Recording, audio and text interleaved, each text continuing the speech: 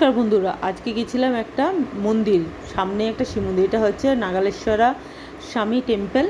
তো খুব সুন্দর একটা শিব মন্দির। তো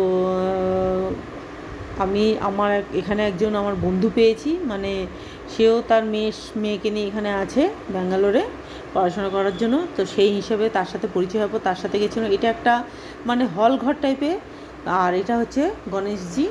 আর হল ঘরে খাওয়া দাওয়া হয়, যেটা আমি পরে জানলাম। এখানে সুন্দর এখানে যজ্ঞ কুণ্ড রয়েছে, আর এটা হচ্ছে নন্দী মহারাজ। হ্যাঁ, আর টেম্পলটা খুব সুন্দর সাজানো গোছানো, পরিষ্কার পরিচ্ছন্ন।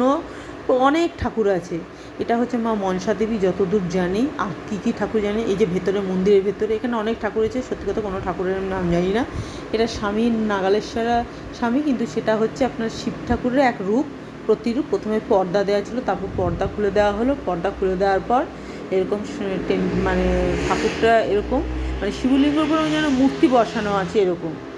আর পুজো হলো, আরতি হলো, আমরা পুজো দিলাম। আর এটা একটা বোধহয় মানে আমি বাকিটা বলতে পারি, কিন্তু আমার জায়গাটা খুব ভালো লেগেছে। খুবই সুন্দর, পরিষ্কার পরিচ্ছন্ন, সাজানো গোছানো, দারুণ জায়গা। আর এটা বাড়ি থেকে আমার খুব কাছে, হাঁটা পথে। এখানে ঠাকুরমশাই পুজো করছেন, আমরা পুজোও দিলাম। আর এটা বেরিয়ে চলে এসেছি, পুজো হয়ে যাওয়ার পর বেরিয়ে এসেছি। আর মন্দিরটা বলো রোজই বিকাল 5টা থেকে 7টা পর্যন্ত খোলা থাকে, সকালেও খোলা থাকে। তো বেরিয়ে এসে চারিদিকটা দেখাচ্ছি। এটা মন্দিরটা সাইডটা, ব্যাক সাইডটা দেখার পর চারিদিকে প্রচুর গাছ আছে, সবেতে গাছ, আম গাছ, জাম গাছ, লিচু গাছ, কোনো গাছ বাদ নেই।